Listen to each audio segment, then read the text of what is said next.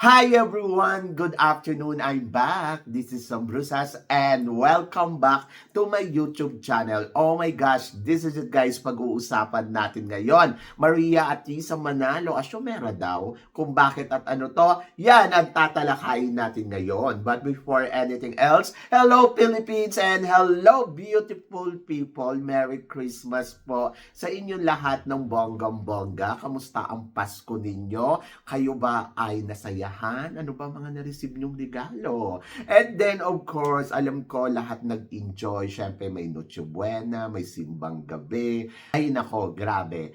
Ang saya talaga ng Pasko, no? So, kahit pa nasaan kang lugar, nagiging busy ka kapag araw ng Pasko. Tulad ng mamasam ninyo, kung napansin ninyo, medyo may sipon tayo. Paano naman kasi, bukod doon sa Christmas Eve, na talagang 2 oras lang yung tulog ko, grabe yung activity yesterday. Talagang bugbog na bugbog yung katawan ko. But happy ako. So walang katumbas yung saya na naramdaman ko yesterday at talagang masasabi ko, fantastic talaga at great ang araw ng Pasko. Yeah, so sana kayo din. Wala akong masyadong natanggap na regalo katulad nung nakaraan taon. Pero hindi pa na mahuli ang lahat. Pwede pa kayong magbigay. Charot! So yun. And then, Merry Christmas again sa inyong lahat and God bless. Di ba? So yun. So sana nakapagsimba kayo. Sana nadalaw ninyo yung mga mahal ninyo sa buhay ng bonggang-bongga. At higit sa lahat, syempre, sana nakapagpasalamat kayo sa itaas. Ganon! God is great. God is amazing. Talaga masasabi ko. So, siya yung nagbibigay sa akin ng lakas para talagang maging masaya ako sa buhay ko. And then, sana kayo din. Diba? So, ito na nga, pag-usapan natin ngayon. Itong mga nakaraang araw kasi nagkaroon ng interview itong si Atisa Manalo dito kay Vice Ganda. At eto na nga. So, naging masaya naman yung interview. Kaya lang, pagkatapos ng interview, naging maintriga dahil ang daming nagsasabi na naging asyumera daw itong si Atisa Manalo sa experience niya sa Miss Universe. At hindi lang yon, meron pang nag-react regarding doon sa Miss Cosmo. Dahil ito nga yung parang bad experience ni Atisa Manalo as a contestant sa beauty pageant. So, pag-usapan natin yan. Ano ba reaction natin dyan? So, yon. So, eto nga. So, dahil nga nagsalita si Atisa na ang feeling lang naman niya na sana ay sila ni Cote ang nanalong Miss Universe. So, sa tingin niya na parang silang dalawa talaga ang nakikita niyang maglalast two standing dito sa competition ng Miss Universe. Pero syempre hindi nga ganun yun nangyari. But si Atisa naman ay very happy sa posisyon na nakuha niya, inaccept niya ng bonggang-bongga yung pagiging third runner-up at masasabi niyang great ang experience niya sa Miss Universe. Ganon! And then hindi ko alam kung bakit yung iba ang sinasabi ay asyumera nga daw ang Atisa Manalo dahil bakit ganun ang sinabi niya? So ako para sa akin, naiintindihan kong maigi kung ano yung sinasabi ni Atisa na sa tingin lang naman niya. So gumamit kasi siya ng word na sa tingin ko ha. So regarding doon sa answer ng mga kapwa daw niyang candidates ay siya yung tingin niya na isa sa mga pinakamagandang sagot.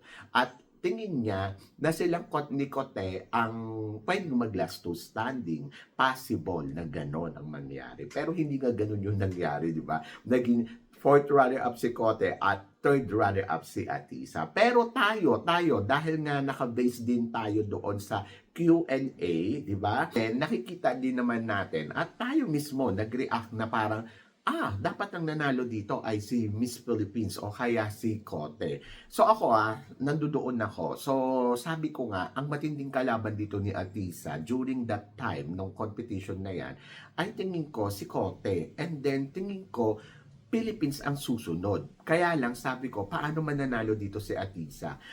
Maganda din naman yung delivery ni Cote. I think yung ganda ni Atisa, lumamang doon si Atisa. As in talagang silang dalawa lang din ang nakikita ko na pwedeng mag-last two standing talaga sa competition na to. Pero big surprise, kaya nga di ba, na-surprise tayong lahat dahil ang ending ng resulta ng competition ay si Miss Mexico ang nanalo at si Thailand ang nag-last two standing. So medyo parang napa-question tayo doon at naloka tayo ng bonggang-bongga, di ba? Kaya nga hanggang ngayon irritable tayo sa resulta ng Miss Universe dahil nga ang feeling natin ay nagkaroon nga ng hindi magandang resulta ang Miss Universe. So ayun din lang yung naramdaman ni Atisa during that competition na parang after ng Q&A, feeling ko ako to o kaya si Kote. So yon, pero hindi nga ganun, di ba? So inaccept naman niya. So hindi ko masasabi na pilingera si Atisa manalo kasi kung sinabi niya na ako ang dapat nanalo doon. So yun, masasabi ko pilingera ka. Yung ganon. Pero kasi nakita naman natin yung resibo, nakita natin yung pangyayari at kahit mag-assume pa si Atisa na siya ang dapat nanalo doon, wala akong masasabi kundi deserve niya yon. Oho, so yan. At talagang job well done, di ba? So, yon. And then, pagdating naman dito sa Miss Cosmo, ayan, tinitira din siya ng mga taga-Vietnam kasi sinasabi na, ay nako, si Atisa, hindi naman magaling na reyna yan, hindi ganito. Ang dami kong nabasa. Pero ako, ang masasabi ko doon, ang reaction ko lang, yung sinasabi dito ni Atisa, una, hindi naman yung binabanggit ko anong pageant, di ba? Si Vice Ganda nga yung namilit at talagang pinupush. So, pero sa kabilang banda, karapatan din ni Atisa na magsalita regarding sa mga good and bad experience niya sa mga beauty pageant. And then, hindi na kailangan i-hide yun. Yung nangyari kay Atisa Manalo nung last year, ay yung masasabi ko noong nakaraan taon sa experience ni Atisa Manalo dito sa Miss Cosmo, talagang masasabi ko na hindi siya sinuwerte. As in talagang, oh my gosh, it's a bad experience kahit kaninong kandidata na mangyayari yung ganong insidente. Yung mabaksakan ka ng isang ng isang bagay or sa yung entablado, 'di ba? Yung bumaksak yung kanilang ginagawa doon ay hindi magandang experience talaga 'yon para sa isang kandidata kasi yung safety, 'di ba? So dapat inassure 'yon ng Cosmo na safe lahat, lalo na kung pinaakyat na sa stage yung mga candidates o nagre-rehearsal sila. So, hindi ko alam kung ano yung eksaktong nangyari during that time. Pero kasi once na may nagiba o may nalaglag at nagre-rehearsal mga candidates do sa entablado, ay talaga namang masasabi magandang experience yon.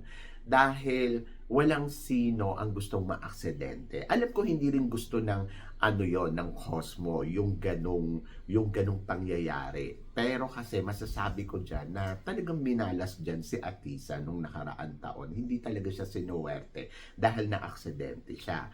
But yung safety kasi, napaka-importante yon. And hindi ko siya mabiblame kung ang na-experience o ang feeling ni Atisa ay ito yung bad experience niya. So, hindi ko siya masisisi. Kasi, tulad nga na sinabi ko, walang taong gusto na mangyari yon. So, parang, ayun talaga yung mapi-feel niya na parang, ay, ba't ganon? Kung sana yung safety ng mga bagay-bagay dito kung maayos, di sana walang ganito. But, insidente nga yun nangyari, and then, ayun, ang pinaka-bad pa nun, na-aksidente na nga si Atisa, sinabihan pa siya ng ibang mga followers ng taga-ibang bansa na naghihinarte. Kaya parang, talagang mafe-feel bad siya kasi hindi nyo alam kung ano yung na-experience ni Atisa at nagkaroon ng injured yung kanyang paa during that competition, and then sasabihan ka pa na naghihinarte ka. Diyos ko, kahit nga ako, kung masakit yung paa ko, Diyos ko, konting sakit lang diyan at nahihirapan ako bumaba at umakyat sa hagdanan, di ba? Parang hindi talaga nakakatuwa, nakaka-depress. What if pa kaya yung lalaban ka at magsusuot ka ng high heels at masasaktan ka maglakad, hirap ka maglakad. So, hindi drama ang matatawag doon, kundi sana nagkaroon pa man ng kahit konting simpatsya yung ibang mga netizen na to na nanlalait sa kanya, di ba? Yung parang, parang sana hindi na lang sila nagsalita ng kahit ano, inintindi na lang. Kaya si Atisa Manalo, hindi ko rin siya mabiblame kung ganun kasama yung loob niya, kung ganun yung lumalabas sa kanya pag pinag-uusapan yung Miss Cosmo. Dahil nga sa experience niya yon, maganda ang Miss Cosmo sa mga ipinapakita ngayon, lalo na ngayon na nakita naman natin na talagang yung Miss Cosmo ngayon ay talagang pak na pak ang datingan. Pero syempre hindi mo naman mabiblame kay Atisa na magsalita siya dahil nagkaroon siya ng ganong experience. Diba? So, yan! Kaya, nauunawaan ko. And then, sana yung netizen na nanonood at yung mga, lalo na yung mga taga-Vietnamese, sana naiintindihan nila kung ano yung nararamdaman na eksakto ni Atisa. Dahil ako, para sa akin, wala akong nakitang masama sa sinabi ni Atisa Manalo. At naiintindihan ko kung ano ang nasa loob niya, kung bakit niya nasasabi na gano'n. And then, kung yung sa iba ay magandang naging experience para sa isang pageant, pero kung siya naman ay hindi mo siya mabiblame. At hindi mo dapat diktahan na hindi dapat ganyan yung lumalabas sa bibig mo. Hindi ganyan dapat na sinasabi mo. Kasi siya yung naka-experience, no? Kasi siya yung naka-experience, no? Hindi naman tayo. Diba? So, yon. And then, ayun, hindi ko rin masasabi na asyumera ang isang Atisa Manalo dahil ayun din yung talaga yung nakita natin lahat. At yun din yung talaga yung sinasabi natin. At dapat naiintindihan natin yun. Diba? So, yun. So, kayo guys, ano guys ang masasabi ninyo dito sa mga pinag-uusapan natin ngayon? Tingin ba ninyo, ano nga ba ang mali ni Atisa Manalo sa pagsagot niya sa kanyang interview doon kay Vice Ganda regarding dito sa Miss Cosmo at regarding sa Miss Universe? Masasabi mo bang asyumera ang isang Atisa Manalo? So, please comment below para at least malaman ko naman kung ano naman ang chika mo dito sa mga pinag-uusapan natin. Siyempre, maraming salamat po sa inyong lahat sa support at pagmamahal na binibigay ninyo syempre dito sa channel ko. At sa mga hindi pa nakaka-subscribe, please don't forget to click like and subscribe my channel at i-click nyo na rin po ang notification bell to more updated. Syempre, sa aking mga chika, sabi ng ganon, always keep smiling and laban lang. So guys, hanggang dito na lang. Hanggang sa muli nating chikahan. See you tomorrow. Thank you guys.